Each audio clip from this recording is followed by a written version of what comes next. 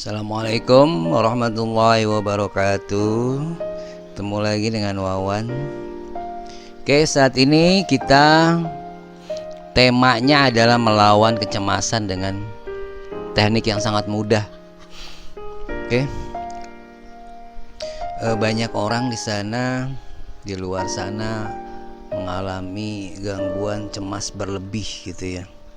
Nah, di sini ada sebuah pertanyaan, mungkin mengapa orang menjadi cemas? Nah, biasanya di sini pertama adanya peristiwa tertentu yang mengubah perilaku. Jadi sebuah peristiwa yang luar biasa.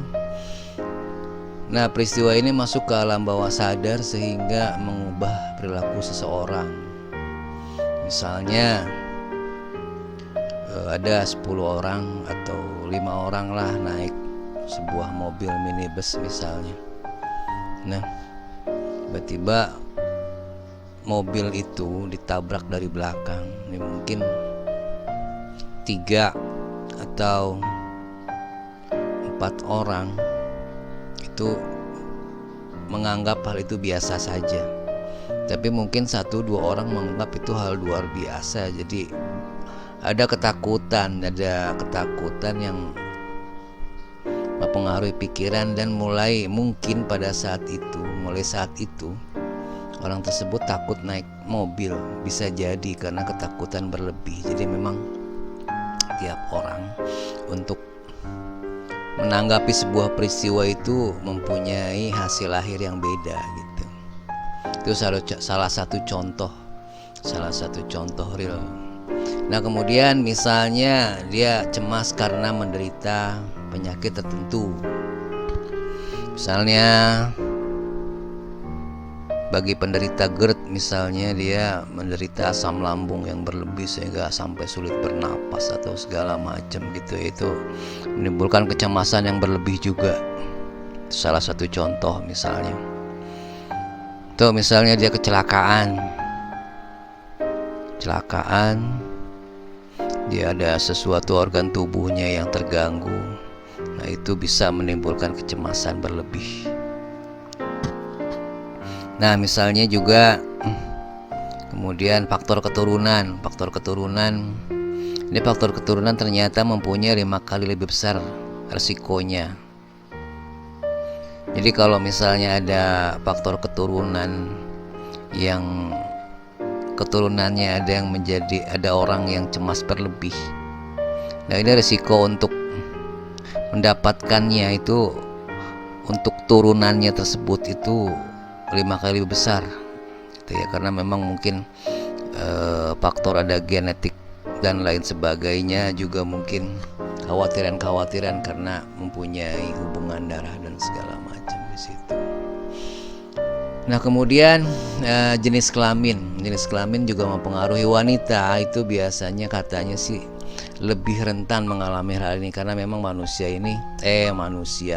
wanita ini itu memang lebih menonjol dari sisi emosi, sedangkan laki-laki dari sisi analisa atau logika. Mungkin faktor ini juga yang menentukan bahwa wanita rentan mengalami gangguan cemas berlebih gitu.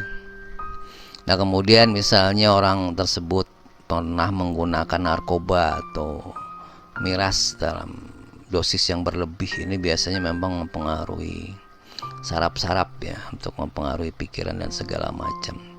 Ini banyak kecemasan yang ditimbulkan dari peristiwa-peristiwa masa lalu gitu. Oke. Kemudian biasanya kecemasan ini tanda-tandanya misalnya adalah seorang biasanya sulit untuk tenang dalam menghadapi apapun. Kemudian reaksinya misalnya suka memeriksa berulang-ulang, misalnya seperti kalau mau meninggalkan rumah memeriksa kompor berulang-ulang, kunci pintunya sudah terkunci atau belum, misalnya motornya mungkin yang di luar, kunci motornya ada apa belum, itu berulang-ulang. Bahkan mungkin kalau sudah sampai tengah jalan pun dia akan balik lagi untuk memeriksa gitu. Nah, ini kekhawatiran kecemasan berlebih ini yang kadang membuat seseorang jadi terganggu gitu. Kemudian juga takut berbuat salah yang berlebih.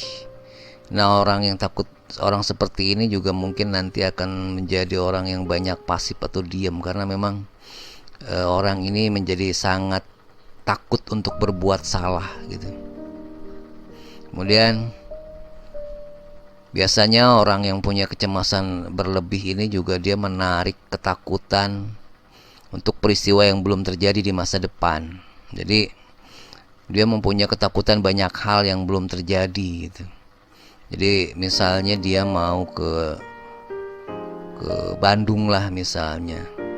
Nah, ketika di sana dia mungkin mengkhawatirkan perjalanannya, mengkhawatirkan macet, mengkhawatirkan kendaraan yang ditumpangi dan segala macam. Itu contoh gampangnya seperti itu. Banyak kekhawatiran-kekhawatiran yang belum terjadi dan dimasukkan ke dalam pikiran. Itu ya.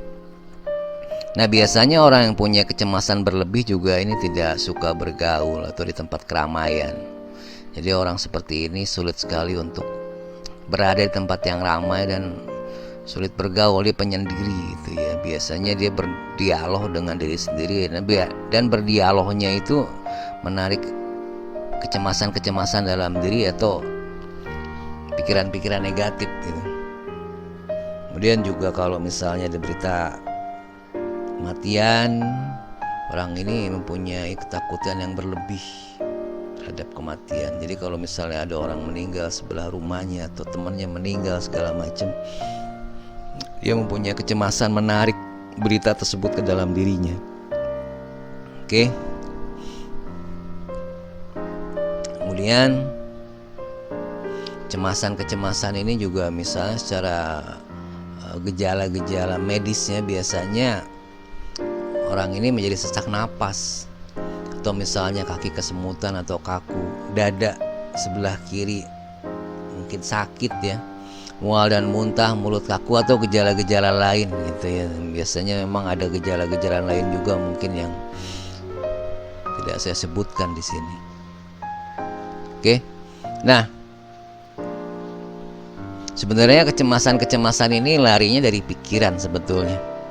Jadi ketika Anda mengalami hal ini, maka Anda harus mendengarkan afirmasi ini atau sugesti ini, bahwa ketika Anda ingin sembuh dari kecemasan-kecemasan berlebih tersebut, ketika Anda ingin sembuh dari kecemasan-kecemasan yang berlebih tersebut, Anda harus mendengarkan afirmasi atau sugesti ini, bahwa ketika Anda berpikir sehat, maka Anda akan sehat. Namun, ketika Anda berpikir sakit, maka Anda akan sakit. Ketika Anda berpikir lemah, maka Anda juga akan menjadi lemah. Hal-hal yang kecil hindari menjadi besar. Ucapkan selalu bahwa saya sehat, saya hebat, saya bisa melakukan apapun yang saya mau. Oke, sekali lagi saya katakan, ketika Anda mengalami hal ini dan Anda ingin untuk sembuh, maka berpikirlah bahwa Anda sehat. Berpikirlah bahwa Anda kuat. Berpikirlah bahwa Anda hebat. Dan ketika semua pikiran-pikiran positif itu masuk dalam diri Anda, rasakan diri Anda menjadi jauh lebih sehat, jauh lebih kuat, jauh lebih hebat daripada sebelumnya. Kemudian hal-hal kecil hindari menjadi besar. Hal-hal kecil tersebut selesaikan, atau ketika hal-hal kecil tersebut hanya ketakutan imajinasi dalam diri Anda saja, maka hilangkan saja ketakutan tersebut. Oke? Sekali lagi saya ucapkan, berpikirlah Anda sehat, Berpikirlah Anda kuat, berpikirlah Anda hebat. Ketika hal itu terjadi dalam diri Anda, maka Anda menjadi orang yang luar biasa, Anda menjadi orang yang hebat, dan Anda bisa melakukan hal-hal positif apapun yang Anda mau. Oke? Hal-hal yang kecil hindari menjadi besar.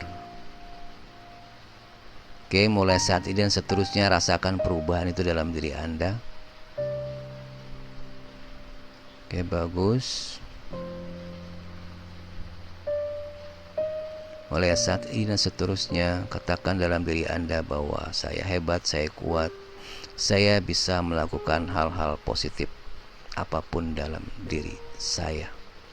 Oke. Salam semangat, salam sukses, tetap semangat di masa sulit.